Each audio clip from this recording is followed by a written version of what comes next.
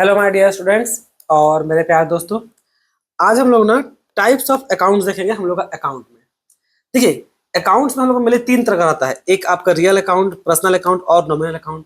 अब इस तीनों में ना बच्चों लोगों को थोड़ा कंफ्यूजन रहता है, तो इस वीडियो में ना हम लोग आपको हर चीज मिलेगा कि भाई ये होता क्या है। ठीक है, होता क्या है, साल का क्लोजिंग में इसका एंट्री कैसे करते हैं, ओपनिंग में इसको कैसे मेंटेन करते हैं।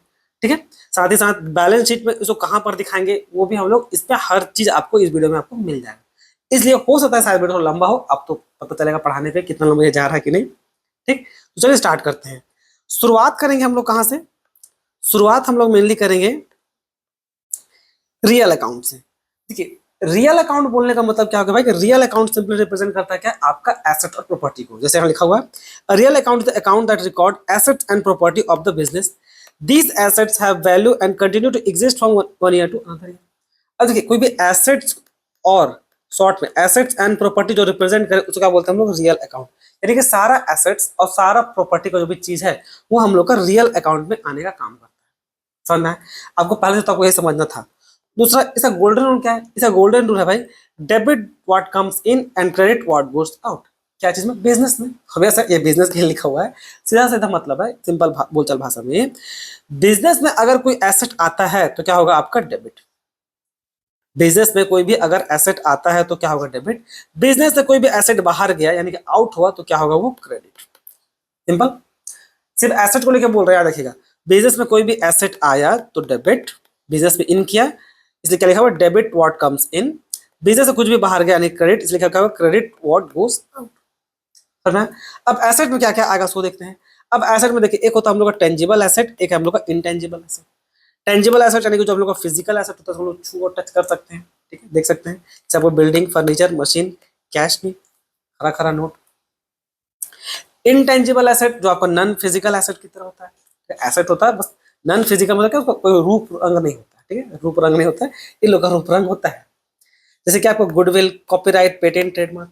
बच्चों लोगों को बहुत बार कॉपीराइट, ट्रेडमार्क, पेटेंट में भी कंफ्यूजन रहता है। ठीक है, पेटेंट मेनली लगता है किस पे, टेक्नोलॉजी पे। पेटेंट लगता है बच्चों हम लोग का टेक्नोलॉजी पे। कॉपीराइट लगता है हम लोग का बुक पे, सिनेमा पे, ड्रामा में, म्यूजिक में, इन सब में। ठीक है, यहाँ पर म्यूजिक, बुक, ड्रामा एक्सेट्रा लिखा हुआ उस पर कॉपीराइट लगता है ना। गुडविल हम लोग का एक प्रकार का रेपुटेशन होता है।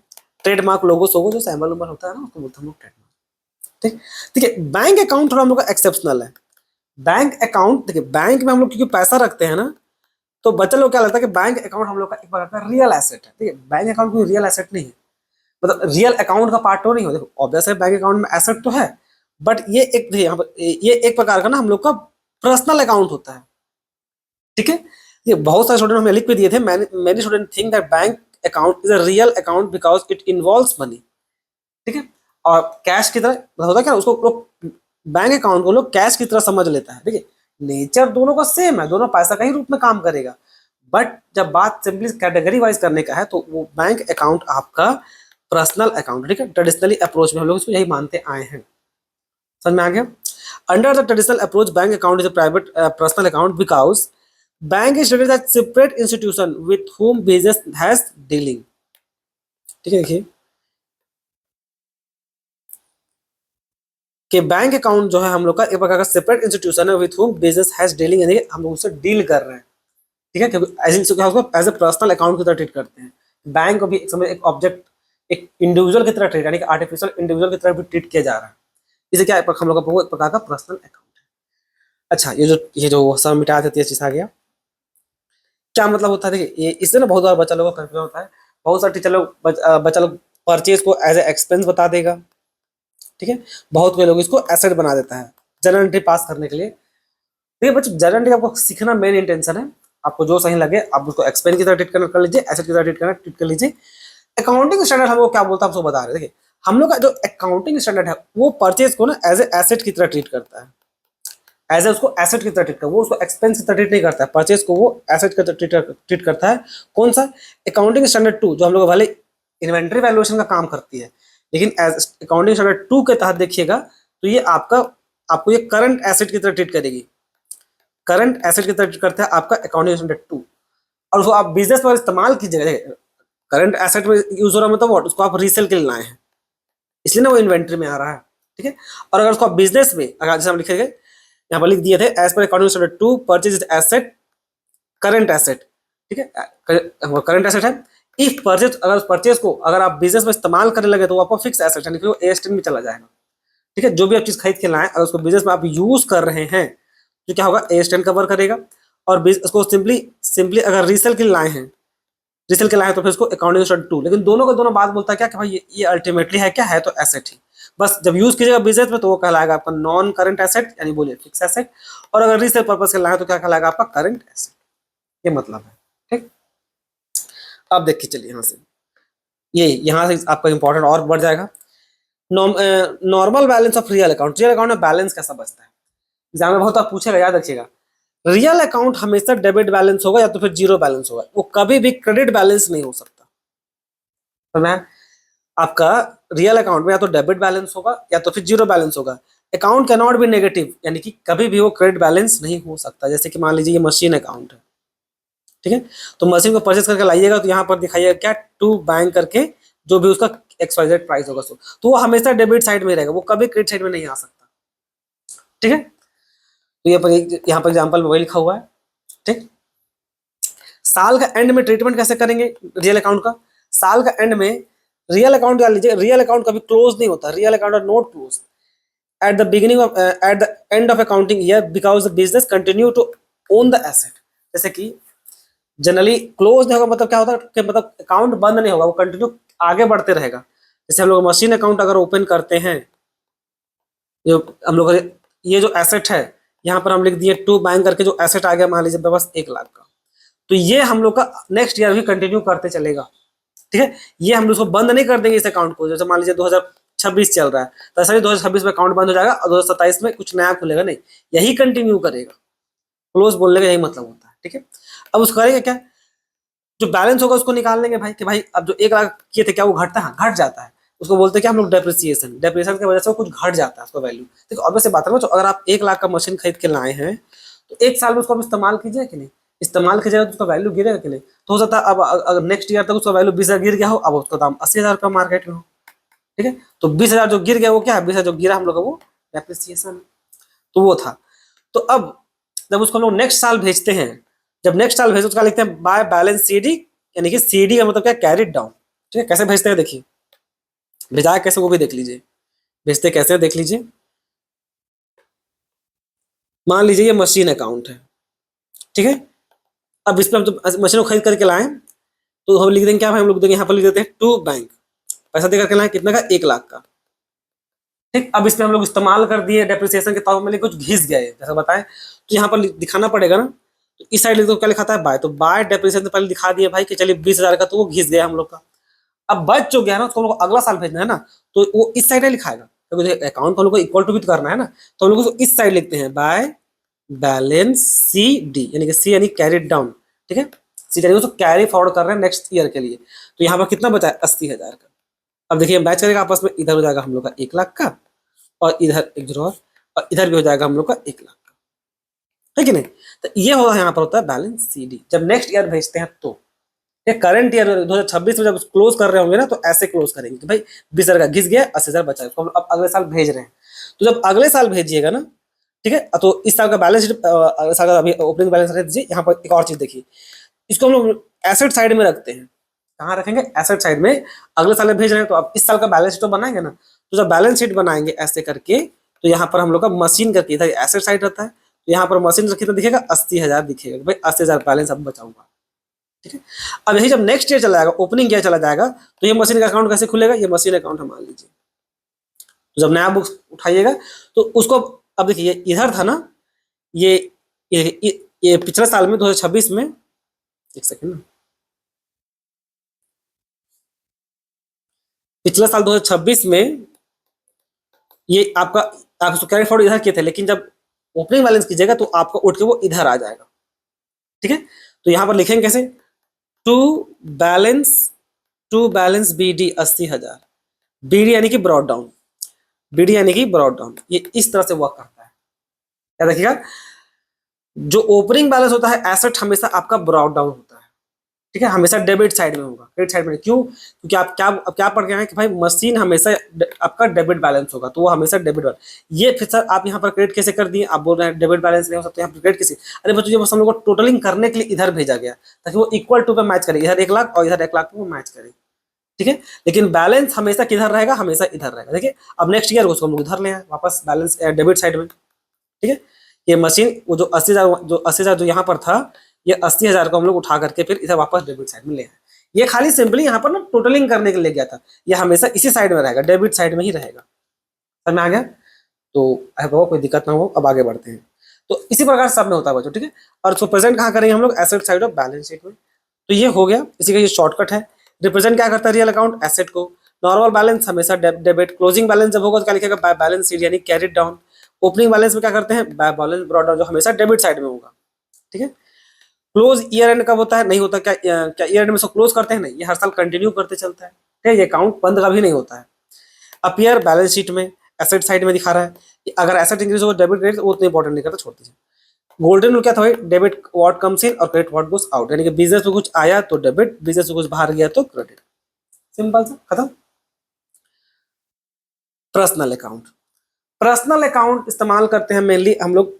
अकाउंट जो रिलेटेड होता है आपको पर्सन के लिए, फर्म के लिए, कंपनी के लिए, बैंक के लिए, इंस्टीट्यूशन के लिए, किसी भी एंटिटी के लिए, any entity whom business have been financial transaction, जिसके साथ बिजनेस जो है कोई डीलिंग कर रहा हो। इसे तो वहां पर आप देखे थे कि क्या आपका जो बैंक अकाउंट है वो एक प्रकार का हम लोग का पर्सनल अकाउंट है, क्योंकि उसके साथ हम लोग डील करते रहते हैं, ठीक है। अब देखिए इसमें हम लोग को सिंपली ये पता चलता है भाई कि who owes money to the business and to whom business owe money, यानी कि हम लोग किसको पैसा देना है। लीजिए मान लीजिए ये हम लोग का कंपनी है, ठीक है, और ये हम लोग का अलग अलग क्लाइंट है। तो क्लाइंट को कितना पैसा देना है और क्लाइंट से कितना पैसा लेना है, तो ये बताने काम कौन करता है? आपका पर्सनल अकाउंट, ठीक है। Who owes money to business, पैसा बिजनेस से कौन लेगा और बिजनेस से कौन पैसा देगा, बिजनेस से कौन पैसा कौन देगा, ये। अब unlike real account which record assets and nominal account, यानी कि रियल अकाउंट में जैसे रियल अकाउंट में अनलाइक रियल अकाउंट और nominal account which record income and expense, personal account record dealing with person and organization, यानी कि केवल dealing को रिकॉर्ड करने का काम करता है, ठीक है। रियल अकाउंट एसेट को देखता है, रिकॉर्ड एसेट, और नॉमिनल अकाउंट देखता है क्या? आपका इनकम और एक्सपेंस। तो नॉमिनल कभी देखे नहीं है। पर्सनल अकाउंट क्या है? वो मेनली डीलिंग का काम करता है। समझ में बोल के देखिए, वो बोल रहा है कि रियल अकाउंट मेनली डील करता है एसेट को, समझ में आया। नॉमिनल अकाउंट मेनली डील करता है एक्सपेंस को या तो फिर बोलिए प्रॉफिट को। लेकिन जो पर्सनल अकाउंट होता है ना, ये इन दोनों को नहीं देखता, वो देखता है क्या? डीलिंग को। किसके बीच में डीलिंग?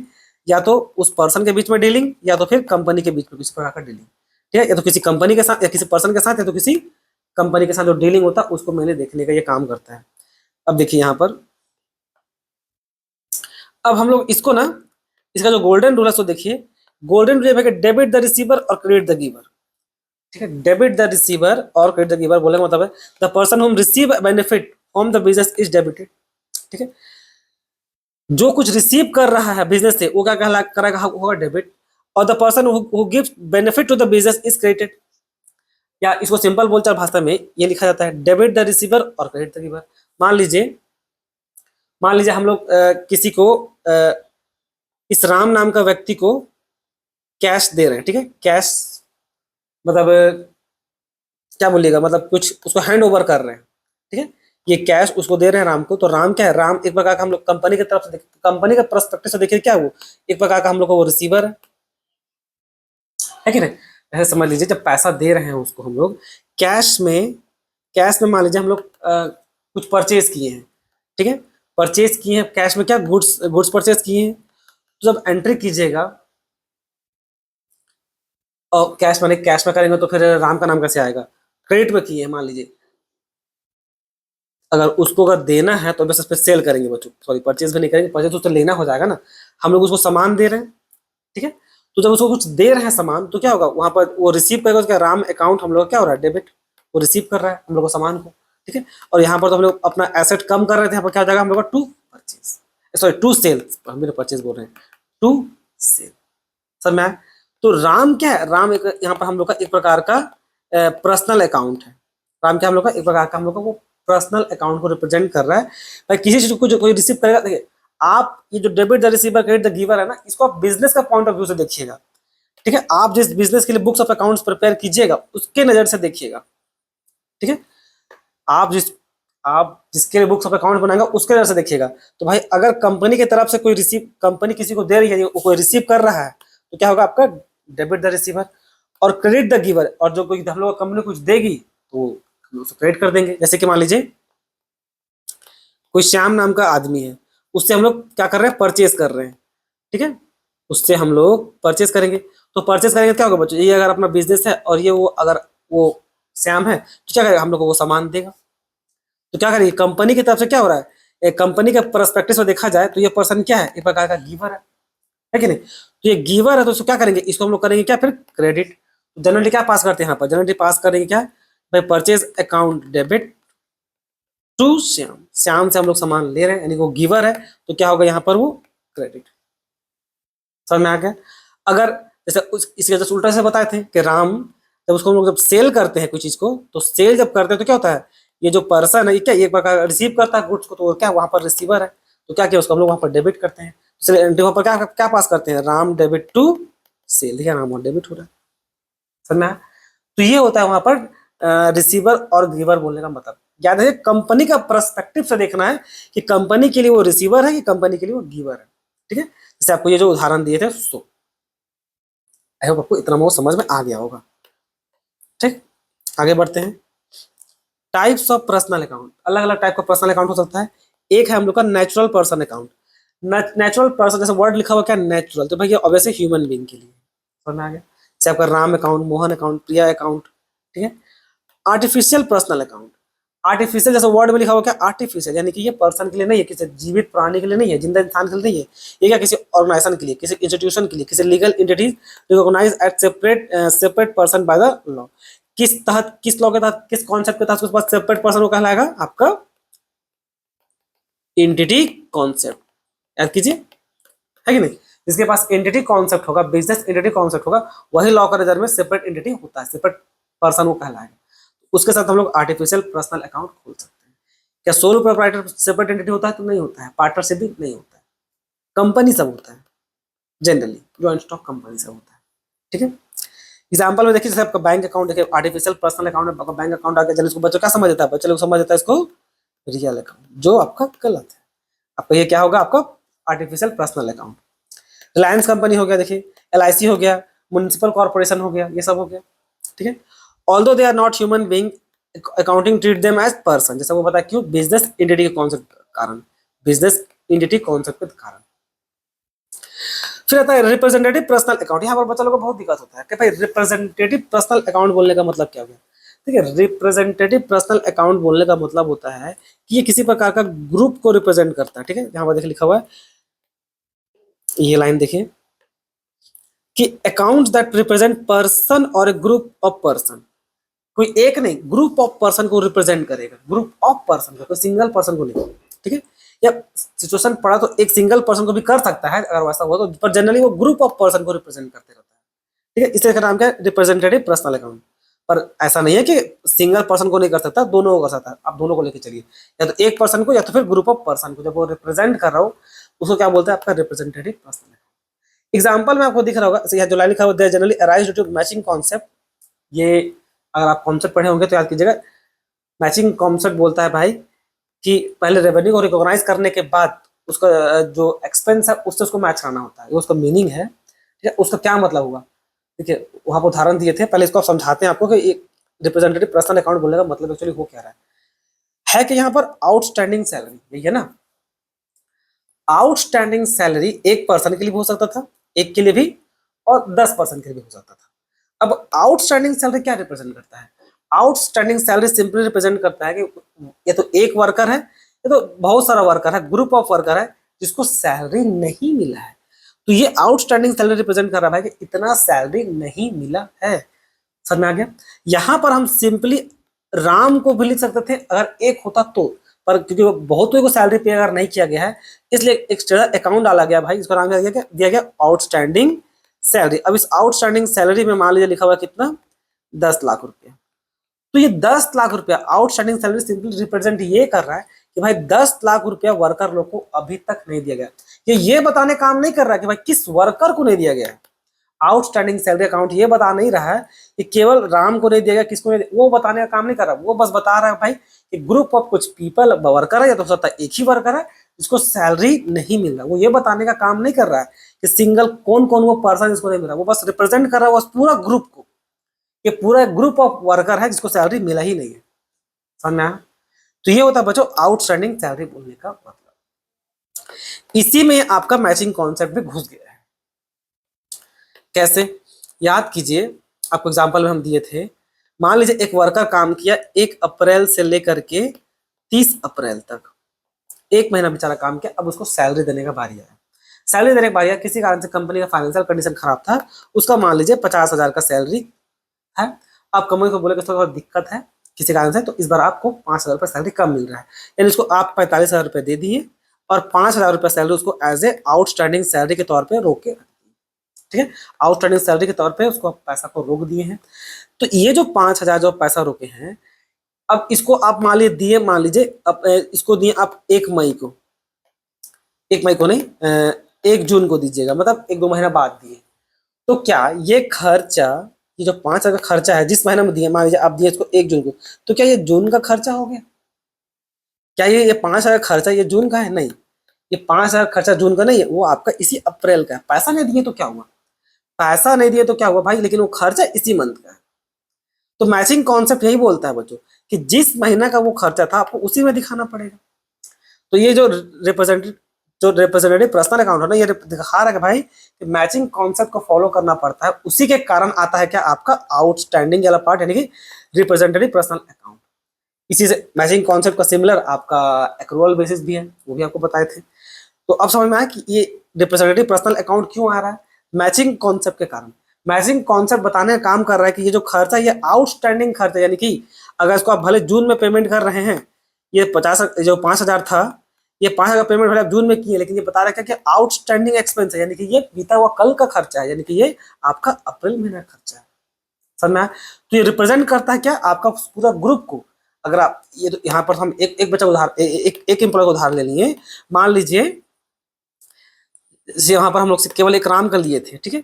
तो कंपनी का फाइनेंशियल प्रॉब्लम केवल राम को थोड़ी रोकेगी, तो बहुत सारा वर्कर को रोकेगी ना, बहुत सारा वर्कर को वो रोक देगी। तो सबका काट सबको 2,000-3,000 काट उठ के जैसा सैलरी सब काट उठ के मान लीजिए 1,000 सैलरी सबको रोक दी। तो ये पूरा 1,000 क्या है, ये हम लोग का आउटस्टैंडिंग सैलरी है। समझ में आया? तो ये होता है बच्चों रिप्रेजेंटेटिव पर्सनल अकाउंट बोलने का मतलब। आपको अब अच्छा से समझ में आ गया होगा। क्लियर है? देखिए, this account do not contain actual name और person but represent the person connected with the transaction. जैसा बताएं, अगर आउटस्टैंडिंग सैलरी रोके रखे भाई कि जितना भी पैसा रोका हुआ है वो साफ रिप्रेजेंट करता है कि सारा का सारा सैलरी से रिलेटेड है, कि सबका पिछला महीना का किसी महीना का सैलरी रुका हुआ है। ठीक है, ये हो। अब हम लोग देखेंगे क्या, नॉमिनल अकाउंट। अब नॉमिनल अकाउंट में किसके होता है, नॉमिनल अकाउंट में डील करता है आपका एक्सपेंस को, लॉस को, इनकम गेन, यही सब को। ठीक है, अब ये रियल अकाउंट की तरह, रियल और पर्सनल अकाउंट की तरह नॉमिनल अकाउंट जो होता है ना, वो टेम्पररी अकाउंट होता है। ये तो आपका सबसे इंपॉर्टेंट लाइन में से एक टेम्पररी अकाउंट होता है। Their main purpose is to calculate the net profit और net loss of the business for specific financial year. अब टेम्पररी बोलने का मतलब क्या हो गया कि ये टेम्पररी होता है। देखिए, आपका जो रियल अकाउंट होता है वो हर साल कंटिन्यू करता है, पर्सनल अकाउंट भी आपका हर साल कंटिन्यू करेगा, लेकिन जो नॉमिनल अकाउंट होता है ना, वो आपका टेम्पररी अकाउंट होता है, वो यानी कि आपका 1 साल के लिए बनता है, केवल 1 साल के लिए। इसलिए वो प्रॉफिट लॉस अकाउंट में जाकर के फिर अकाउंट को हम लोग क्लोज कर देते हैं। जैसे कि मान लीजिए कोई एक्सपेंस ही है, ठीक है, कोई एक्सपेंस ही है, जैसे कि हम लोग बना लिए क्या, डिस्काउंट अकाउंट बनाए, डिस्काउंट अकाउंट ओपन किए, तो ये केवल 1 साल के लिए ही रहेगा। 1 साल बाद उसको लोग चार्ज कर देंगे कहाँ, प्रॉफिट लॉस अकाउंट में भेज देते हैं, उसके बाद ये अकाउंट को बंद कर देते हैं हमेशा के लिए। अगला साल का डिस्काउंट नहीं देंगे, सब देंगे, फिर नया अकाउंट खोलेंगे, नया डिस्काउंट अकाउंट ओपन करेंगे। ठीक है, वो लोग में क्या था सर, उसमें भी तो उसमें क्या होता था, अगर कोई मशीन अकाउंट है तो उसी वहीं से कंटिन्यू होता था। जैसे वो बताए थे ना, 1 लाख से जब शुरुआत किए थे ना, और अगला साल 80,000 में उसको खत्म किए तो रोके थे, तो अगला साल जब जब नेक्स्ट ईयर जब आएगा तो शुरुआत आपका 80,000 से ही कंटिन्यू करेगा। डिस्काउंट की जो डिस्काउंट अकाउंट है वो क्या उसी समय खत्म हो जाएगा, वो सीधा नया ही खुलेगा।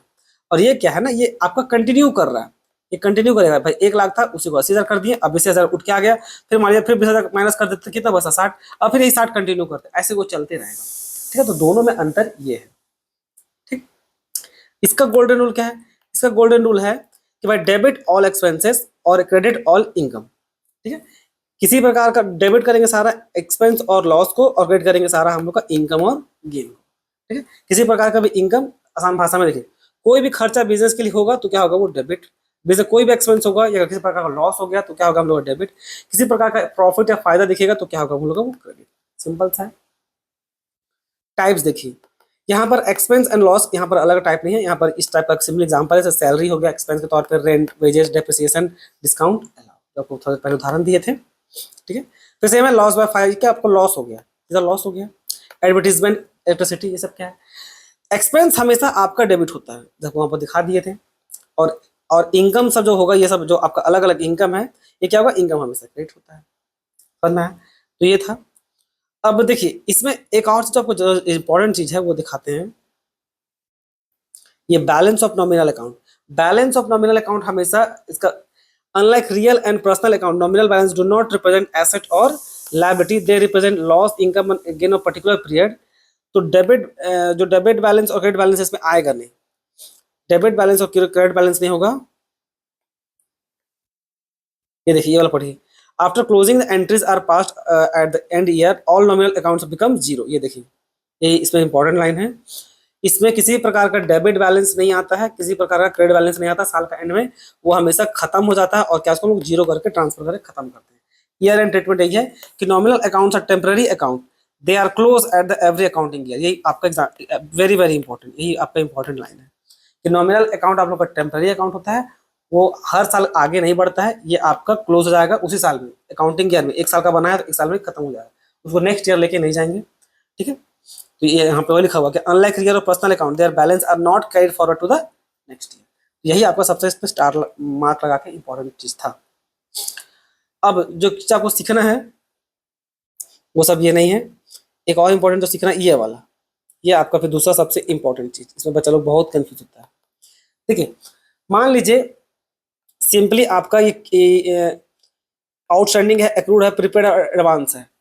ठीक है, एक प्रकार का समझ लीजिए आपका है, ये जो लिखा हुआ है, add important in accounting that some nominal accounts can be representative personal account when certain words are added. अगर ये आपका नॉमिनल अकाउंट का हिस्सा है, आपका आउटस्टैंडिंग, एक्रूड, प्रीपेड और एडवांस, अब इसके अंदर आगे पीछे, इसके पहले या बाद में सुफिक्स या प्रीफिक्स लगे, ठीक है, जिसको हम लोग प्रत्यय बोलते हैं संस्कृत में। ठीक है, अगर आपके आगे पीछे कुछ लगे तो फिर वो आपका पर्सनल अकाउंट बन जाएगा। जैसे कैसे, देखिए, रेंट है, सिंपली रेंट लिखा हुआ है ना, तो ये क्या आपका नॉमिनल अकाउंट है। अब रेंट के आगे में देखिए, यहाँ पर ये लग गया क्या आपका आउटस्टैंडिंग रेंट, तो क्या होगा? ये आपका रिप्रेजेंटेटिव पर्सनल अकाउंट। समझना? सेम लाइकवाइज, सिंपली सैलरी है, सैलरी एक्सपेंस है, तो आपका नॉमिनल अकाउंट। फिर इसके आगे क्या लगे? Outstanding salary account. आउटस्टैंडिंग लगते क्या, ये तो एक ग्रुप ऑफ पर्सन को रिप्रेजेंट करेगा ना, तो क्या है फिर आपका रिप्रेजेंटेटिव पर्सनल अकाउंट। ठीक है, जैसे रिप्रेजेंट कर रहा है। इंटरेस्ट है, सिंपली इंटरेस्ट एक प्रकार का, अगर मिला होगा बैंक से तो इंटरेस्ट इनकम है, नॉमिनल अकाउंट है। अब एक्रूड इंटरेस्ट यानी कि भाई ये आपका एक्रूड इंटरेस्ट बोलने का मतलब क्या है कि पैसा मिलने वाला है, कमा तो नहीं है पर पैसा मिला नहीं है। ठीक है, अर्न बट नॉट रिसीव का लॉजिक लगा हुआ है, तो ये भी क्या आपका एक प्रकार का रिप्रेजेंटेटिव पर्सनल अकाउंट है। तो ये सब है बच्चों। ठीक है, आई होप आपको आप समझ में आ गया होगा, किसी प्रकार कोई डाउट नहीं रहा होगा, तो इसमें इतना ही। धन्यवाद। किसी भी प्रकार का फिर भी अगर डाउट हो ना तो बिल्कुल आप कमेंट सेक्शन में जरूर पूछिएगा।